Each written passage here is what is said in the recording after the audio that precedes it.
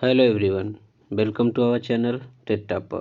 तो आइए आज हम लोग देखते हैं मैथ्स के लिए कुछ इम्पोर्टेंट क्वेश्चन जो सीटेट के एग्ज़ाम के लिए काफ़ी इम्पोर्टेंट होंगे।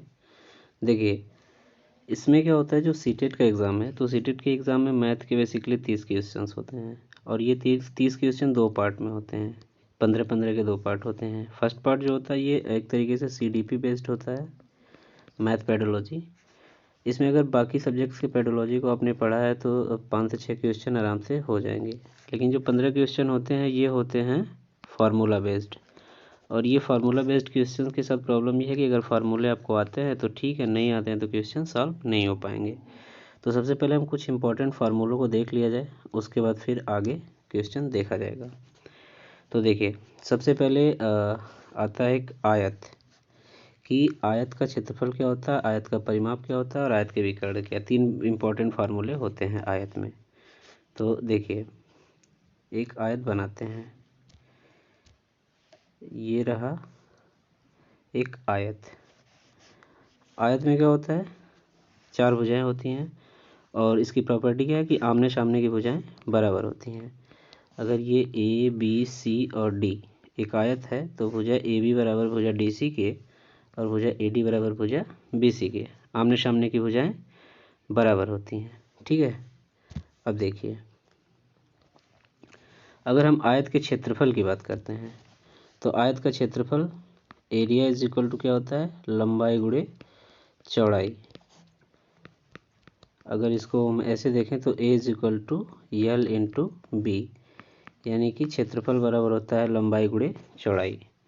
तो आयत का जो क्षेत्रफल होता है लंबाई गुणे चौड़ाई होता है।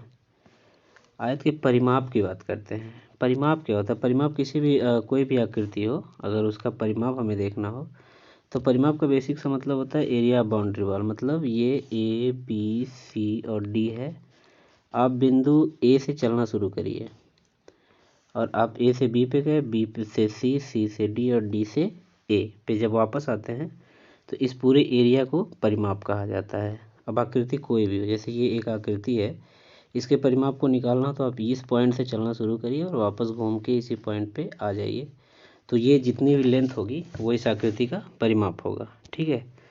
तो अगर हम आयत में देखें तो आयत में क्या होता है, आयत में जब A से चलना शुरू किए, A से B पे गए, B से C पे गए, C से D और D से वापस A पे आए, तो L दूरी यहाँ चला, B दूरी यहाँ, फिर L यहाँ और B यहाँ, यानी कि क्या चले हम, L plus B plus L plus B, यानी कि देखें तो ये L 2L plus 2B, 2 common लेने तो क्या बचेगा, L प्लस B, यानी कि आयत का परिमाप जो होता है वो क्या होता है 2 कोष्टक में L प्लस B।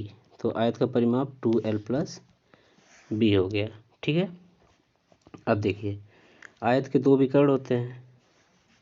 ये है आयत, तो इसके दो विकर्ण होते हैं। जैसे ये मान लीजिए ABC और D। ठीक है। तो एक विकर्ण AC होगा, एक विकर्ण BD होगा, दो विकर्ण होते हैं। तो अब देखिए, आयत के विकर्ण को अगर निकालना हो तो आयत का विकर्ण का फार्मूला होता है √L² प्लस B²। तो ये कुछ फार्मूले जिसको याद रखना है हमको। ठीक है, कि आयत का जो क्षेत्रफल होता है वो क्या होता है, क्षेत्रफल बराबर होता है लंबाई गुणे चौड़ाई या L इंटू B। आयत का जो परिमाप होता है वो होता है 2 कोष्टक में L प्लस B, यानी कि 2 कोष्टक में लंबाई धन चौड़ाई। और जो विकर्ण का फार्मूला होता है तो विकर्ण बराबर √L² प्लस B²। आयत के बाद आगे बढ़ते हैं तो देखते हैं वर्ग। वर्ग क्या होता है, आयत में क्या होता है, आयत की प्रॉपर्टी होती है कि आमने सामने की भुजाएं बराबर होती हैं। लेकिन वर्ग में क्या होता है, जैसे ये एक वर्ग है तो वर्ग में क्या होगा कि वर्ग की जो चारों भुजाएं होती हैं वो बराबर होती है। ये भुजा, ये भुजा, ये भुजा और ये भुजा, तो चारों भुजाएं बराबर होती हैं वर्ग में। ठीक है। तो अब देखिए, जब हम वर्ग के क्षेत्रफल की बात करेंगे तो वर्ग का क्षेत्रफल क्या होता है, भुजा स्क्वायर, यानी कि A का स्क्वायर।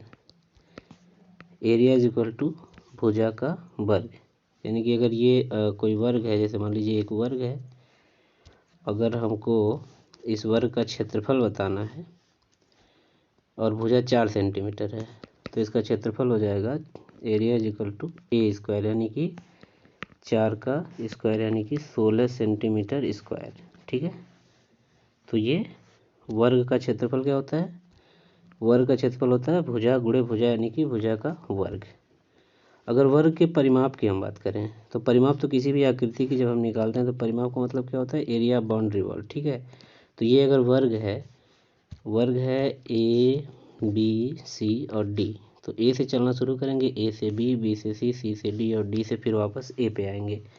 यानी कि अगर ए है तो चारों भुजाएं बराबर होती हैं, ये भी ए होगा, ये भी ए होगा, ये भी ए होगा। तो जब यहाँ से यहाँ चलना शुरू करेंगे तो क्या होगा? 4a। ठीक है, ए और ए 4a। तो परिमाप हो जाएगा, वर्ग का जो परिमाप होता है 4a, यानी कि वर्ग का परिमाप बराबर 4a, 4 गुणे भुजा। ठीक है, तो क्या क्या हुआ?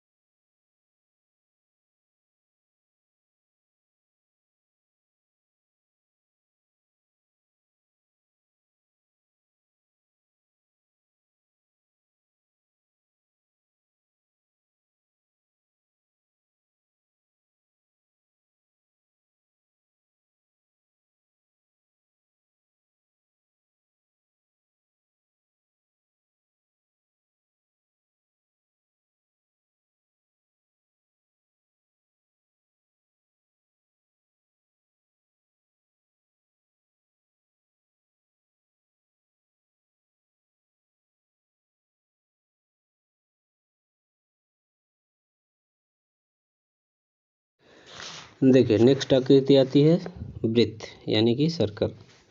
वृत्त क्या होता है? तो जैसे देखिए, ये क्या है? ये एक वृत्त है। वृत्त में क्या होता है? एक सेंटर होता है, ये सेंटर हो गया। सेंटर से परिधि को मिलाने वाली रेखा को त्रिज्या कहते हैं, और ये पूरी रेखा अगर जो सेंटर से होकर गुजरती है इसको व्यास कहते हैं। तो अगर हम ऐसे बोलें कि व्यास बराबर क्या होता है, तो व्यास बराबर 2 गुणे त्रिज्या, यानी कि ये आर है, ये सेंटर ओ है अगर, और ये आर है, तो ये पूरा डी होगा। ठीक है, तो जो त्रिभुज का व्यास होता है वो 2 गुणे त्रिज्या होता है, यानी कि व्यास बराबर 2r।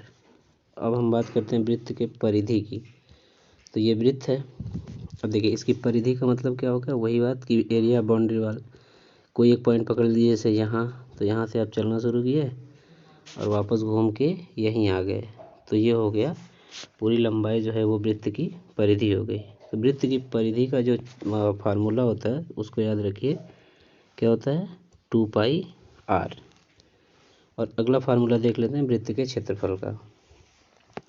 तो जो वृत्त का क्षेत्रफल होता है वो πr² होता है, ठीक है। वृत्त का क्षेत्रफल क्या होता है πr², ठीक है।